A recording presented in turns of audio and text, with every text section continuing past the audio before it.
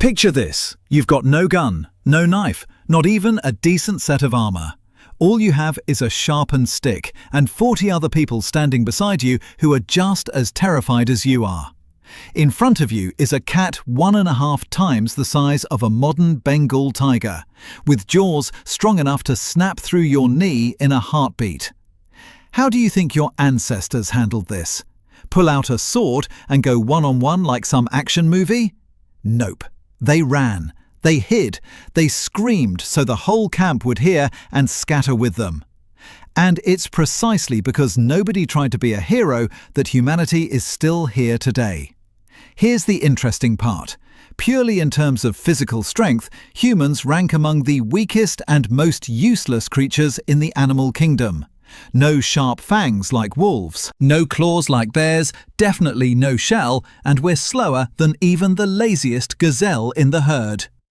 If survival were scored on muscle alone, humanity would have gone extinct tens of thousands of years ago, and yet here we are, running the entire planet. Doesn't that seem backwards? The answer is your ancestors never played one-on-one against nature. They played a different game entirely, a far sneakier one, turning the whole forest into a psychological trap for predators. Not fighting the lion head-on, but making the lion hesitate, making it think twice before coming anywhere near. With fire, with the whole group screaming at once to startle the animal into fleeing. By choosing to sleep in trees or squeeze into narrow rock crevices where an enemy could only attack from one direction while the whole group defended together. In other words, your ancestors weren't the strongest fighters in the forest. They were the most ruthless strategists in the forest. So here's a fun question. If you got dropped into that forest 200,000 years ago, no phone, no weapons, how long do you think you'd last before you were forced to learn these exact same survival tricks yourself? Now rewind the clock, way back, 200,000 years. This isn't just a story for fun, this was the daily reality of your ancestors. Back then, the density of lions, hyenas and giant predatory cats per square kilometre was far higher than it is now. Which means almost every single night, somewhere on Earth, a group of humans was facing off directly against a creature capable of tearing them in half. And now? The scariest thing you might run into all day is the neighbour's dog barking a bit too loud. See the gap? We went from surviving night to night to worrying about an unanswered text message, and in the grand scale of evolutionary history, that shift happened in the blink of an eye. Now for the evidence, so you can see exactly how your ancestors fought and dodged. Anthropologist Robert Sussman, after years of research, uncovered something fairly humbling. Early humans weren't top-tier hunters at all. They were routinely prey. The evidence sits right there on fossilized skulls dug up in South Africa, with puncture marks that line up perfectly with the fang spacing of ancient leopards. Even the famous Taung child skull, discovered in 1924, shows damage consistent with a strike from an eagle's talons. So what was the dodge tactic here? During the day, someone always had to keep watch on the sky.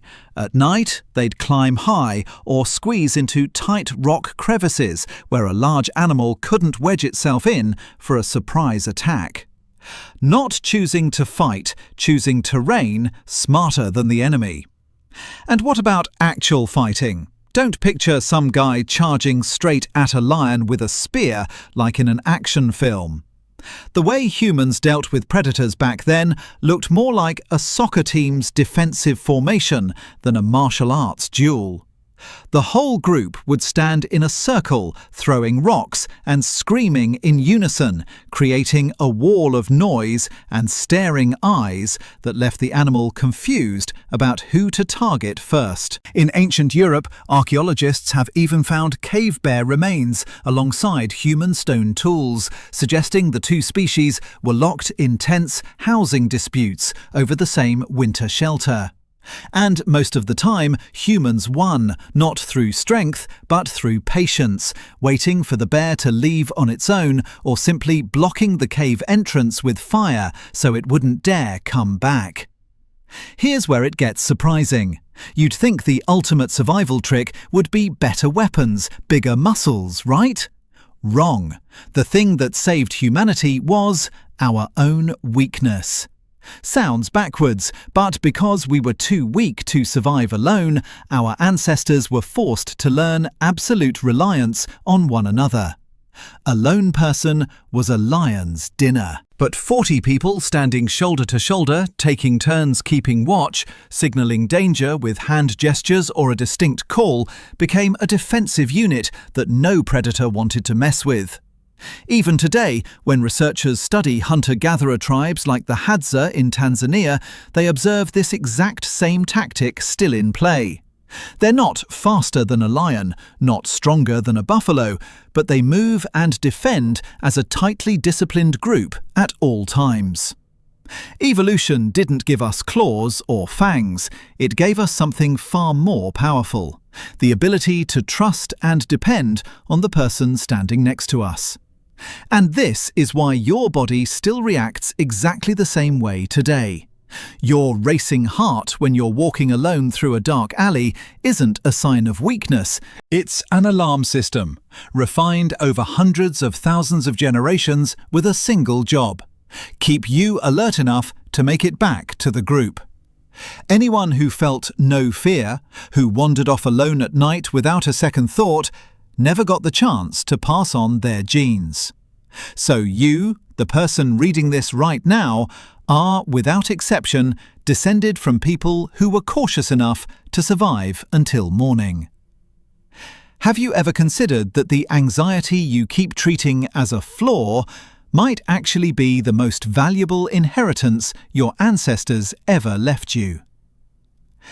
Let's talk more about fire, arguably the smartest avoidance weapon in human history.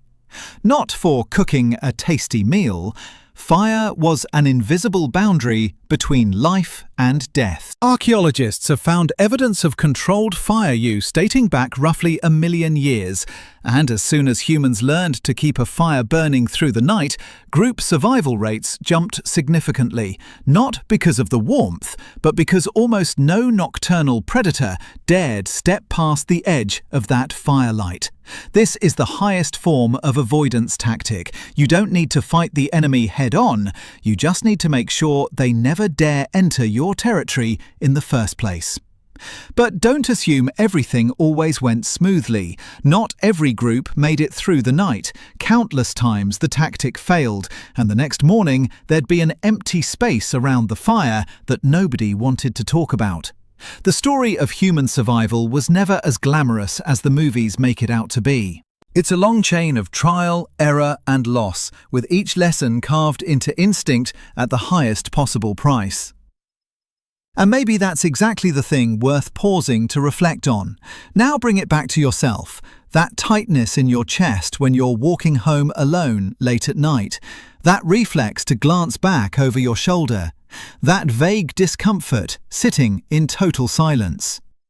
None of that is weakness. It's the echo of tens of thousands of generations of ancestors who knew exactly when to run, when to hide, when to scream for the group, and when to simply stand still and wait in the dark. You were never born to be the strongest creature in the forest. You were born to survive through wisdom, through knowing which battles to fight and which ones to walk away from. So the next time your heart races for no clear reason, ask yourself this: what if that isn't fear at all, but an ancient survival tactic quietly protecting you?